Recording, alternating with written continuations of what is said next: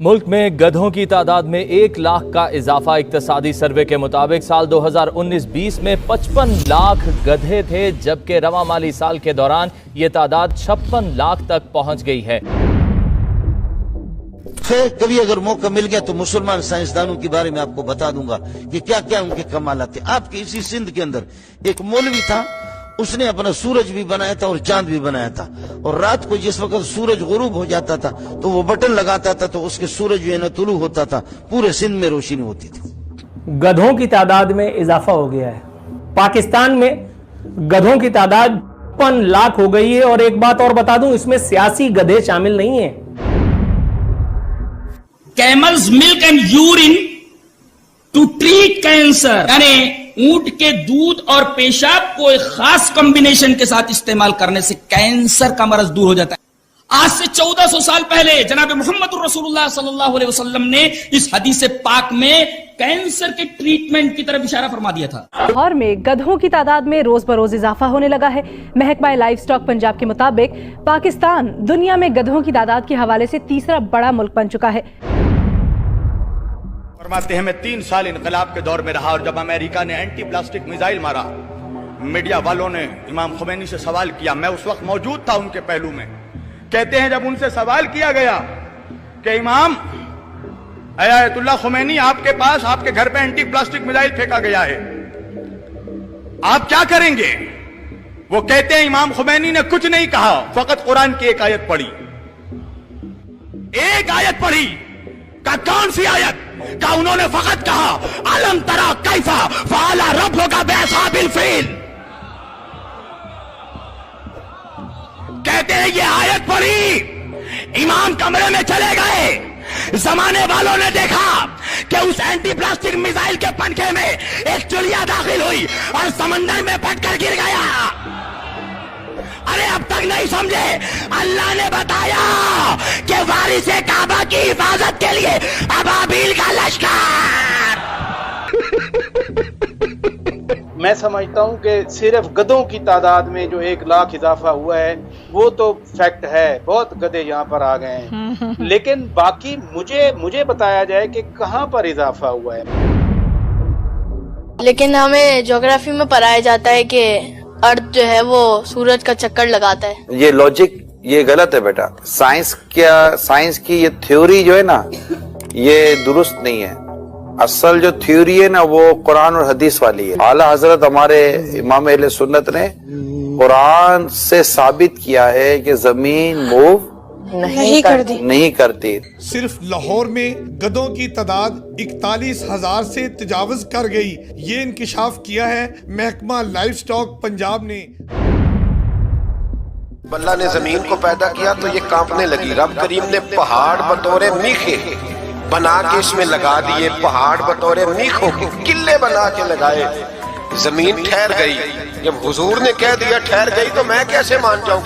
वैसे तीसरा बड़ा मुल्क बन चुका है दुनिया में। सबसे ज्यादा गधे इथोपिया और उसके बाद चीन में हैं, तो पाकिस्तान तीसरा बड़ा मुल्क है गधों की हवाले से। अगर बात की जाए तादाद यहाँ पर दुनिया भर में तीसरे नंबर पर है।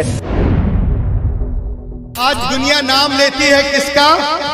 Michael, Darwin, Newton, Einstein. इन्होंने ये कर दिया। मैं आपको बताता हूँ अल्लाह, इन्होंने कुछ नहीं किया। जो कुछ भी किया है मुस्लिम साइंटिस्टों के थ्योरी को चुरा कर, वाह वाह वाह, मुस्लिम साइंटिस्टों की मतलब नॉलेज को कन्वर्ट करके अपने नाम पे इजाद कर लिया।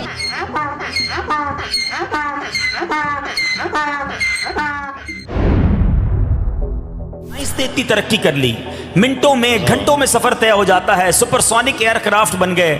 आज ऐसे तैयारे बन गए जो आवाज की रफ्तार से ज्यादा तेजी से उड़ते हैं।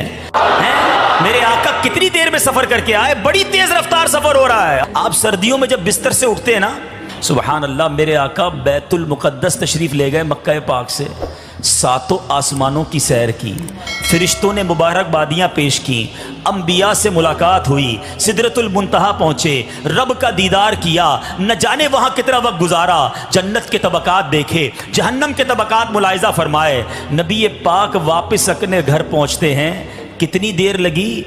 उलमा लिखते बिस्तर अभी तक गर्म था। नासा जो अमेरिका का सबसे बड़ा इदारा माना जाता है, खला से मुतालिक, स्पेस से मुतालिक जो तहकीकात की जाती हैं, उसका नाम है ना NASA, नासा। तो उन्होंने बाकायदा अभी पिछले दिनों एक रिपोर्ट आउट की थी और उसके बाद फिर किसी मुसलमान ने उस पर आर्टिकल लिखा था। कहा जब चांद पे गए तो खुद चांद के ऊपर एक अजीब सी लकीर नजर आई है, जैसे चांद को काट के दोबारा जोड़ा गया। नहीं है हज़रात, वन शक्ल कमर, सूरह कमर के अंदर है कि चांद को तुमने नहीं देखा कि हमारे हबीब ने चांद के 2 टुकड़े किए, एक टुकड़े को मशरिक भेजा, दूसरे को मगरिब।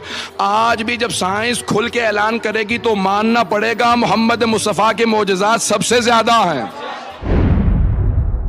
ये कोरोना वायरस एक इंसानी शक्ल में आया और उससे पूछा, भयानक शक्ल थी, तू कौन है? उसने कहा मैं हूं कोरोना वायरस। भाई किस लिए आया?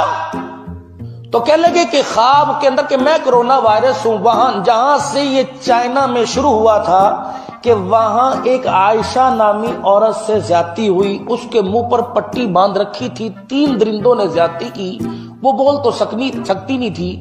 उसने दिल में अल्लाह के आगे रो के ऐसा दुखड़ा सुनाया कि या अल्लाह क्या हो रहा है कि कोई मेरा हमदर्द, कोई मुझे बचाने वाला नहीं। तक वो ज्यादती करके फारिग हुए, नकद कोरोना वायरस की सूरत में अल्लाह का अजाब आया, 3 बंदे तो वही पड़ गए। खाने की चीज में मक्खी गिर गया तो क्या करो? पूरा डुबा दो और निकाल के फेंक दो। क्यों? आपने फरमाया एक पर में मक्खी की अगर बीमारी है तो दूसरे में अल्लाह ने शिफा एंटीडोट रखा है उसका, और साइंटिफिकली अप्रूव्ड है, और साइंटिफिकली अप्रूव्ड है। इसकी पूरे रिसर्च आप पढ़ लीजिए मक्खी की दोनों की परों की। कुरान है, दिल लगी है। डॉक्टर हमें कहते हैं आप नींद ज्यादा करें, जितना आप सोएंगे आपका वायरस भी सो रहा होगा और वो मुतहर्रिक नहीं रहेगा, नुकसान नहीं करेगा। तो जब सोने के साथ वो सो जाता है तो मरने के साथ तो मर भी जाता है।